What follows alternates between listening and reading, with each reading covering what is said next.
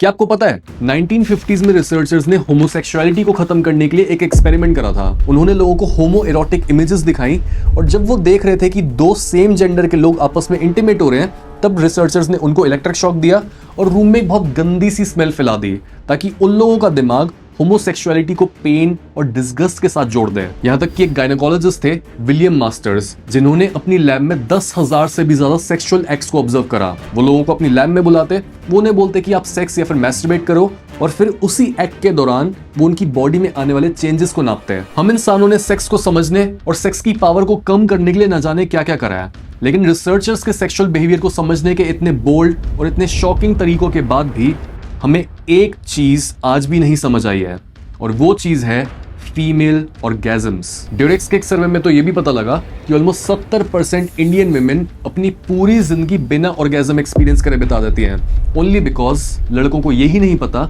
कि female sexuality काम कैसे करती है। कभी भी नहीं हुआ। 70% women in the world never orgasm their whole lives क्योंकि 90% आदमियों को करना ही नहीं आता है। और तभी आज हम फाइनली ये एक्सपोज करने वाले हैं कि एक फीमेल बॉडी की डिमांड क्या होती है, क्यों मेल्स उस डिमांड को पूरा नहीं कर पा रहे और कैसे इस एपिसोड को एंड तक सुनने के बाद आपकी सेक्स लाइफ सेम नहीं रहेगी। Number 1, she needs a slow buildup. आप एक जवान मेल की साइकोलॉजी को देखो। आज के समय पर वो पॉर्न देखेगा और इस डर में कि कोई आ ना जाए और क्विकली अपनी टेंशन को रिलीज करने के चक्कर में वो मैस्टरबेट कर करके अपने शरीर को जल्दी से जल्दी क्लाइमेक्स तक पहुंचने के लिए ट्रेन कर देगा, और जब उसको एक रियल लाइफ सेक्सुअल अपॉर्चुनिटी मिलेगी वो वहां पर परफॉर्म ही नहीं कर पाएगा। जहां एक मेल माइंड लॉजिक के बेसिस पर चलता है कि अब मैं टर्न ऑन हूं और इसके बारे में मैं कुछ करूंगा, वहीं फीमेल माइंड इंट्यूशन के बेसिस पर चलता है कि maybe I like that guy, maybe मैं उससे टर्न ऑन हूं। और एक फीमेल की अर्जेस गैस पर पड़े पॉट की तरह होती है जिसमें मौजूद पानी धीरे धीरे करके बॉईल होता है। दोनों जेंडर्स में से फीमेल्स ज्यादा वल्नरेबल होती हैं क्योंकि फिजिकली ना तो वो एक मेल से लड़ सकती हैं, और अगर वो एक मेल के साथ सेक्सुअल इंटरकोर्स भी करती हैं तो वहां पर भी मेजर रिस्क उन्हीं का होता है। इसी वजह से एक फीमेल बहुत स्लोली टर्न ऑन होती है। उनके सिस्टम में मौजूद जो इमरजेंसी अलार्म्स होते हैं जो उनको बोल रहे होते हैं कि हर कदम सोच समझ कर लेना, अगर तुम किसी लड़के को चूज कर रही हो बहुत सोच समझ कर चूज करना, ये वाले इमरजेंसी अलार्म्स बहुत धीरे धीरे शांत होते हैं। और तभी अगर कोई भी लड़का जल्दबाजी मचा रहा होता है तो वहां पर एक लड़की भी डाउट में आ जाती है कि इसको समझ नहीं आ रहा क्या, I need to feel safe first. और अगर एक लड़के के दिमाग में मेरी सेफ्टी प्रायोरिटी नहीं है तो क्या इसके अराउंड मुझे सेफ फील करना भी चाहिए। आपको पता है जो यंग लड़कियां होती हैं वो बैड बॉय से इसलिए ही अट्रैक्ट हो जाती हैं बिकॉज वो एक ऐसे बैड बॉय में जो डिस्टेंस्ड और डिटैच्ड होता है, वो उसमें एक ऐसा मर्द ढूंढ रही होती हैं जो उनके पीछे डेस्परेट नहीं हो रहा होता। यानी लड़कियां सेफ्टी और रिलायबिलिटी को इतनी ज्यादा इंपॉर्टेंस देती हैं कि वो इन चीजों को पाने के लिए कहीं रेड फ्लैग्स को भी इग्नोर करने के लिए रेडी हो जाती हैं। अब जैसे एक एक्सपेरिमेंट में लोगों को दो अलग सिचुएशंस में डेट पर जाने को बोला गया। पहली सिचुएशन में उनको एक कंक्रीट ब्रिज पर बिठाया गया जो कि बहुत सेफ और स्टर्डी था, तो एक सेफ एनवायरनमेंट में उनके इमोशंस भी काफी नॉर्मल थे और डेट भी काफी नॉर्मल गई। बट दूसरी सिचुएशन में उनको एक वुडन के हिलते हुए रैकेटी ब्रिज पर बिठाया गया जहां पर वो डर भी रहे थे, वो हंस भी रहे थे, उनमें थ्रिल भी था, और जस्ट बिकॉज वो एक अनसेफ एनवायरनमेंट में थे तो जो भी लोग इस दूसरी सिचुएशन में इतने डगमगाते हुए पुल पर बैठे थे उनको आपस में प्यार हो गया। बिकॉज वो अनसेफ फील कर रहे थे बट जस्ट बिकॉज उनके आसपास कोई था नहीं सिर्फ इस इंसान के, तो उन्होंने उसी इंसान को पकड़ लिया कि गिव मी सेफ्टी। लड़कियों के लिए सेफ्टी ही सबसे ज्यादा इंपॉर्टेंट होती है। Safety for them is the gateway to a relationship and relationship is the gateway to sex. लेकिन लड़के क्या चाहते हैं, वो एक सेफ्टी वाला एनवायरनमेंट नहीं क्रिएट करना चाहते, वो रिलेशनशिप में इन्वेस्ट नहीं करना चाहते, और वो सीधा इन दोनों चीजों की आउटकम तक पहुंचना चाहते हैं। वो प्रोसेस से डिटैच्ड होते हैं और उनको चाहिए होता है फल। How wrong of you. और ये समझो कि अगर एक फीमेल भी खुद टर्न ऑन है, अगर वो भी चाहती है, चांसेस है कि वो फिर भी डिनाई और इस चीज को डिले करेगी बिकॉज वो आपके दिमाग में ये नहीं डालना चाहती कि वो इस टाइप की लड़की है जो बहुत ईजिली दूसरे के पास आ जाती है, और इस टाइप की लड़की की आपको रिस्पेक्ट भी करनी चाहिए। जितना ज्यादा वो आपको टेस्ट कर रही है द बेटर। मैं ये नहीं बोल रहा हूं कि अगर कोई लड़की आपके साथ गेम्स खेल रही है, आपको पता है कि वो 10 लोगों से और भी बात कर रही है, वो अलग चीज है। गेम्स खेलने वाली लड़की की हम बात नहीं कर रहे हैं। But if she is decent, अगर वो क्वेश्चन कर रही है, अगर आपको वो टेस्ट कर रही है अलग अलग तरीकों से, और वो देख रही है आपके बटन्स को पुश करके कि आप गुस्सा कितना करते हो, वो बस ये देखना चाह रही है कि क्या आप ऐसे इंसान हो जो गुस्से में भी काफी काम और कंपोज रहता है, ताकि वो उस मोमेंट में भी सेफ फील कर सके, वो आपको अपने सीक्रेट्स बता सके, अगर उसने कोई गलती की तो वो भी बता सके। This is why you start with flirting, with complimenting, with teasing and with paying the bill. Comments में आपको मेल्स और फीमेल्स जो फेमिनिस्ट होंगे वो आपको बोलेंगे कि Saurabh is very wrong, never पे द बिल, ये सेक्स सुक्स की बातें क्यों कर रहे हो, काम की बातें करो। बट आप ये समझो कि this is not just limited to sex. जो चीजें मैं आपको बता रहा हूं, this is about feminine nature. जो भी चीज फेमिनिन नेचर की होगी उसको पाने के लिए you will need a slow buildup. अगर आपको पैसा चाहिए, आपको लक्ष्मी चाहिए, उसके लिए भी you will require a strong foundation. आप डायरेक्ट उसको अप्रोच करोगे, आप ये चाहोगे कि भाई कल मेरे को पैसा मिल जाए, मेरे को जल्दी से जल्दी पैसा मिले, तो आप मे भी किसी भी गलत तरीके से पैसा अपने पास ले भी आओ, बट जस्ट बिकॉज ये एक मैस्कुलिन तरीका है तो पैसा टिकेगा नहीं, पैसा कंपाउंड नहीं हो पाएगा। पैसा हाथ में आएगा, पैसा हाथ से चला जाएगा। ये होता है मैस्कुलिन नेचर। एक पीक बनी, आपको कुछ मिला और फिर वो प्लेजर चला गया, मेल ऑर्गेजम्स की तरह। बट एक फीमेल किस तरीके से काम करती है, फेमिनिन नेचर ऐसी होती है कि it will require a slow buildup. धीरे, शुरू में इतना धीरे होगा कि आपको पता ही नहीं चलेगा कि आप कुछ सही कर रहे हो या फिर गलत, but this is how you build a foundation. और उसके ऊपर चीजें कंपाउंड होना शुरू होती हैं। This is the whole purpose of foreplay. पहले आप एक एनवायरनमेंट को उसके लिए बहुत ज्यादा सेफ बनाते हो, आप लाइट्स को डिम करते हो, आप सेंशुअल म्यूजिक चलाते हो, आप सेंटेड कैंडल को जलाते हो, आप उसके साथ हंसी मजाक करते हो, उसके मुंह पर स्माइल लाते हो, and then you start paying attention to the science कि वो किस तरीके से रिस्पॉन्ड कर रही है उस सिचुएशन में। Make her invest her emotions in the moment she is with you. मतलब जिस एनवायरनमेंट में, जिस मोमेंट में वो मौजूद है, ये ऑब्वियस होना चाहिए कि वो बहुत ज्यादा खुश, बहुत ज्यादा कंफर्टेबल और बहुत ज्यादा सेफ फील कर रही है। और अगर वो बहुत ज्यादा खुश, कंफर्टेबल और सेफ है तो वो खुद ब खुद अपने गार्ड्स को गिरा देगी। It is way more effective to be slow than to rush through the process. ऐसे मोमेंट में आपका फ्रेम ऑफ माइंड ये होना चाहिए कि मैं यहाँ पर प्यार देने के लिए हूँ, प्यार मांगने के लिए नहीं। हमारे में से ज्यादातर लोगों का बचपन कुछ ऐसा होता है कि हमें प्यार मिला नहीं होता, तो जब भी हम एक ऐसी सिचुएशन में होते हैं हमें लगता है हम सेल्फिश हो जाएं और जितना हो सकता है हम प्यार ले लें। बट जितना ज्यादा हम खुद की नीड्स के बारे में सोचते हैं उतना ही हम सेल्फ कॉन्शियस हो जाते हैं और हमें परफॉर्मेंस एंजाइटी भी होती है। इसलिए always make it about them. Number 2, it's all in her mind. Sex for women is not just about angles and positions. ये सब बस एक टीनेजर की सेक्सुअल फैंटेसीज होती हैं, जो एक इंसान को एज अ होल देखने के बजाय वो उसको एक मशीन की तरह देखता है, जिसके अलग अलग बटन दबाने पर कुछ अलग चीज होती है। ऐसा इसलिए क्योंकि सेम फीमेल सेम पोजिशन में सेम एंगल्स में डिफरेंट मेल्स के साथ डिफरेंट वे में रिस्पॉन्ड करती है। और ये बिल्कुल ऐसी बात होगी जैसे एक मीडियोकर मेल को चीजी लाइंस बोलना सीखना पड़ता है, उसको स्मूथ तरीके से बात करना सीखना पड़ता है, और फिर भी उस बेचारे के मैसेजेस को कोई लड़की ओपन तक नहीं करती है।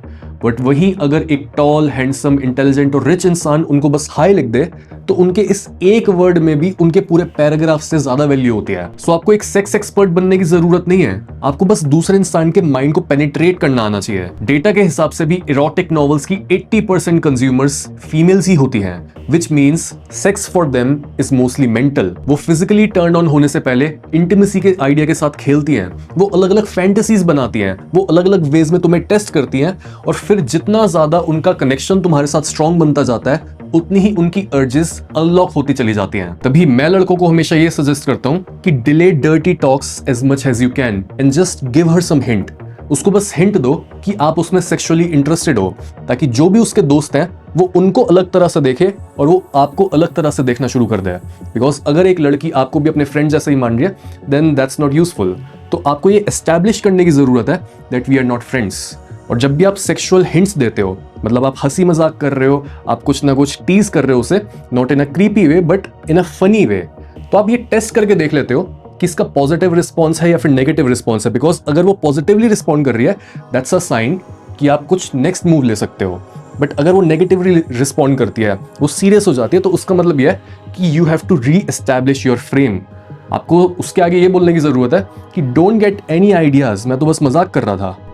और दिस इज नॉट फेमिनिन कि अगर आप डर्टी टॉक्स को डिले कर रहे हो, you are being a gentleman, this is not feminine. अगर कोई लड़की ऐसी है जिसको बैड बॉयज पसंद है and you are being too boring for her, then let her go. हमें अपनी लाइफ में नाइव लड़कियां नहीं चाहिए। और अगर कोई भी लड़की ऐसी है जो बैड बॉयज से इंटरेस्टेड होती है, उसका मतलब ये क्लियर है कि वो आपकी लाइफ में आकर आपको आपके गोल्स तक पहुंचने में मदद नहीं कर सकती है। आपका जो डायरेक्शन है वो है डिलेड ग्रेटिफिकेशन का, सैक्रिफाइस का, लाइफ में आगे बढ़ने का, और वो जो पैथ चूज करके बैठी है it is of short term pleasure और मस्ती का, और उसको ये पता ही नहीं है कि आगे चलकर उसकी लाइफ में होने क्या वाला है। Totally different directions. तो अगर कोई भी ऐसी लड़की है जो बैड बॉयज में इंटरेस्टेड है and she is not giving her attention to you, कभी भी उदास होने की जरूरत नहीं है।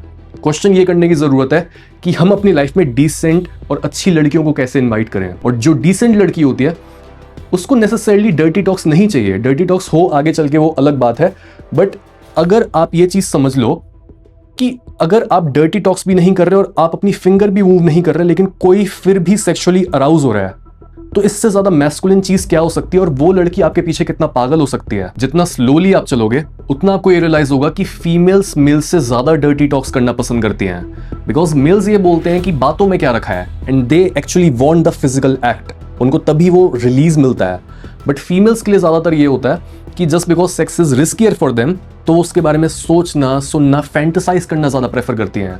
और तभी जो भी मेल एक फीमेल के माइंड में सेक्सुअलिटी को जगा पाता है उसके लिए फिजिकल एस्पेक्ट बहुत ज्यादा इजी बन जाता है, उसको कुछ मेहनत ही नहीं करनी पड़ती। फिर इनडायरेक्टली अप्रोच करो ताकि उसका माइंड खुद ब खुद सेक्सुअल फैंटेसी से भर जाए। वो क्वेश्चन करने लगे कि ये इंसान मुझ में इंटरेस्ट दिखा रहा है लेकिन फिर भी ये जल्दबाजी क्यों नहीं मचा रहा, क्या मुझ में कोई कमी है? और फिर वो खुद ही स्लोली धीरे धीरे आपसे ऑब्सेस होने लगे।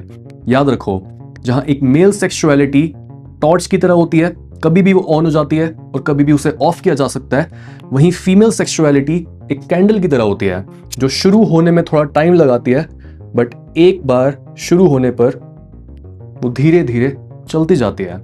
जहां मेल सेक्सुअलिटी एक स्पोर्ट्स कार की तरह होती है जो क्विक परफॉर्मेंस देती है, वहीं एक फीमेल सेक्सुअलिटी क्रूज शिप की तरह होती है जो शुरू होने में टाइम लेती है बट वो ज्यादा लंबा और ज्यादा एनरिचिंग एक्सपीरियंस देती है। Number 3, if he is not leading, she is not coming. Sorry for being so brash, but this is a major problem right now. आज के समय पर लड़के मर्दों की तरह बिहेव नहीं कर रहे और लड़कियों को जबरदस्ती मर्द बनने के लिए फोर्स करा जा रहा है। Men can cry. It's okay to be weak. Empowerment के नाम पर लड़कियों से उनकी फेमिनिन पावर को छीना जा रहा है और जब भी एक लड़की पूरा दिन खुद को जॉब में घिसा नहीं रही होती तब पूरी सोसाइटी उसके अगेंस्ट होकर ये बोलती है कि तुम यूजलेस हो क्या, तुम क्यों अपनी फैमिली बनाने पर, बच्चों पर इतना ज्यादा ध्यान देते हो, तुम्हारी भी लाइफ है, तुम बाहर जाके एंजॉय करो, तुम अपनी फ्रेंड्स के साथ पार्टीज करो, क्लबिंग करो और बच्चों की जिम्मेदारी तुम एक नैनी को दे दो। This is their mentality. और लड़कों को फ्रीडम के नाम पर यह बोला जा रहा है कि it's okay if you delay your maturity, it's okay अगर आप इररिस्पॉन्सिबल हो, because this is not actually irresponsibility, this is spirituality. आप बिना मेहनत के लॉ ऑफ अट्रैक्शन से पैसा कमा सकते हो और अपने ऊपर इतना हार्श होने की जरूरत नहीं है। छोटी सी लाइफ है, be chill. This is not actually spirituality. ये आपको बेचा जा रहा है ताकि आप आलसी और एक लूजर बन के बैठे रहो और पूरी दुनिया आपसे आगे निकले। और इसी गलत आइडियोलॉजी की वजह से आज के लड़के लेजी, मीडियोकर और अंडर यूटिलाइज्ड हैं। इसी वजह से आजकल के रिलेशनशिप्स में एक लड़की को ही सारा बोझ झेलना पड़ता है। मैं आपको बताता हूं कि आजकल हमारे पास किस तरह के क्लाइंट्स आते हैं, बिकॉज क्लाइंट्स ऑन एवरेज ये बता सकते हैं कि कल्चर की मेन प्रॉब्लम आजकल क्या चल रही है। तो since a couple of months we have been getting high achieving female clients जो अपने करियर में बहुत अच्छा कर रही है, उन्होंने अपने पेरेंट्स को कुछ ना कुछ दिला दिया है, हर चीज बहुत अच्छी चल रही है एक्सेप्ट देयर लव लाइफ। या तो उनको अपने लेवल का पार्टनर मिल नहीं रहा या फिर जो भी उनका पुराना पार्टनर था वो उनसे इतना आगे आ चुकी है कि वो उनसे रिलेट ही नहीं कर पा रही है and they don't know what to do, because लड़कों की कमी हो चुकी है। जो भी लड़के अपनी लाइफ में कुछ अच्छा कर रहे हैं, जिन्होंने अपनी हर चीज को फिगर आउट कर लिया है, दे आर वेरी रेयर।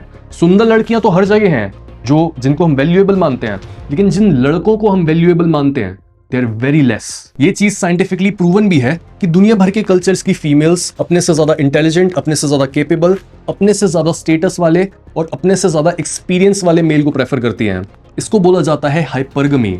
और तभी अगर एक फीमेल एवरेज से ज्यादा सक्सेसफुल बन जाती है या फिर वो एवरेज से ज्यादा इंटेलिजेंट होती है तो उसके सूटेबल मेट्स का नंबर बहुत कम रह जाता है। और इसी वजह से आजकल जो लड़कियां काफी हाई अचीवर होती हैं, वो सोसाइटी के प्रेशर में आके कुछ ना कुछ कर तो लेती हैं, वो पैसा भी कमा लेती हैं, अपने पेरेंट्स को भी खुश कर देती हैं, बट वो खुद खुश नहीं हो पाती, because for a female her relationships are her top priority. और अगर आप ये बोलोगे सौरभ फिर तो तुम ये बोल रहे हो कि लड़कियों को काम करने की जरूरत नहीं है और उनको पढ़ाने लिखाने की, उनको मोटिवेट करने की कोई जरूरत नहीं है, then you are wrong. And no, I am not saying that, because एक बच्चे की जो वैल्यूज होती है और एक बच्चे का जो एजुकेशन लेवल होता है, it is directly related to the education level and the values of his or her mother. तो ऑब्वियसली लड़कियों को भी पढ़ाना लिखाना और मोटिवेट करना आगे बढ़ने के लिए it is a good thing. But problem तब आ जाती है कल्चर में जब एक कल्चर लड़कियों को आधा मैसेज देता है और वो लड़कियों को ये नहीं बताता कि करियर से हर चीज नहीं होगी। जितना भी तुम पैसा कमा लोगी, एक चीज अधूरी रह जाएगी, and that will be your relationships. तो रिलेशनशिप्स को दिमाग में रख के हर कदम लेना है। और अगर आप मेरे एक मेल व्यूअर हो तो मैं आपको ये बता दूं कि जो भी आपके घर में फीमेल्स हैं एंड जो आपकी पार्टनर है, उनके ऊपर से मैस्कुलिन रिस्पॉन्सिबिलिटीज यानी काम, सेफ्टी और पैसों से जुड़ी रिस्पॉन्सिबिलिटीज का लोड कम करो। No I am not saying कि लड़कियां केपेबल नहीं है, no I am not saying कि वो वीक हैं। मैं बस ये बोल रहा हूं कि जिस तरीके से एक बच्चा अपना बचपना खो देता है और उसको जरूरत से पहले ही बड़ा बनना पड़ता है अगर उसके पेरेंट्स इररिस्पॉन्सिबल होते हैं, बिल्कुल वैसे ही एक लड़की अपनी फेमिनिनिटी को खो देती है, वो अपनी इनोसेंस और नजाकत को खो देती है अगर उसके आसपास के लड़के बहुत वीक होते हैं, वहां पर मैस्कुलिनिटी नहीं होती, या फिर जो उसका पार्टनर है वो रिस्पॉन्सिबिलिटी नहीं लेता, सारा लोड उसी के ऊपर आ जाता है। इसी वजह से ज्यादातर लड़कियों की बॉडी 99% मेल्स को रिजेक्ट करती है, बिकॉज डीप इनसाइड उनको पता होता है कि जिस मर्द के साथ मैं हूं, he is not man enough, उसमें उतनी मैस्कुलिनिटी है ही नहीं जितनी मेरे में है, और मैं इससे ज्यादा कमा रही हूं, मैं इससे ज्यादा लोड लेकर बैठी हूं, और मैं इससे ज्यादा आगे बढ़ रही हूं, मेरा जो फ्यूचर है इट इज मोर प्रॉमिसिंग। तो मैं कैसे अपने आप को इसको सौंप दूं? That is what's going on in her subconscious mind, that's the calculation कि मैं क्यों दूं तेरे को अपने आप को।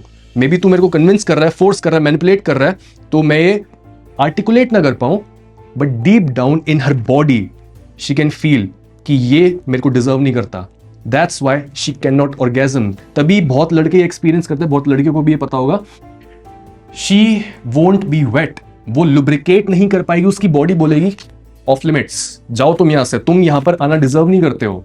तो ये उसके पीछे की साइकोलॉजी होती है, that males are not man enough and females they are manlier than the man. So be a responsible man, एक लीडर बनो अपने रिलेशनशिप में, समझो अपनी पार्टनर की नीड्स, उसके प्रीफ्रंटल कॉर्टेक्स को शांत करो, उसके ऊपर से सारा बोझ उतार के और उसके लॉजिक को रूम के बाहर निकाल के। Pay attention, I am not being sexist, she could be very intelligent, but फिर भी वो डिजर्व करती है कि कोई आए और कोई उसको हंसाए, उसके सारे स्ट्रेस को कोई कम करे। एक लड़की जब भी एक लड़के पर ब्लाइंडली ट्रस्ट करती है, वो इस लेवल तक अपने आप को उसके आगे लेट गो कर पाती है जिस लेवल तक वो खुद के आगे भी खुद को लेट गो नहीं कर पाती है। उसका दिमाग ऑफ करके वो बच्चे की तरह बन जाए, दैट्स योर गोल। अगर आप अपनी पॉर्न और मैस्टरबेशन एडिक्शन को ओवरकम करना चाहते हो, then we have a new program called porn and masturbation quitting guide. और अगर आप अपने पास्ट या फिर चाइल्डहुड ट्रॉमा को ओवरकम करना चाहते हो, then we have a course called unlimit yourself 2.0। दोनों का लिंक डिस्क्रिप्शन में है।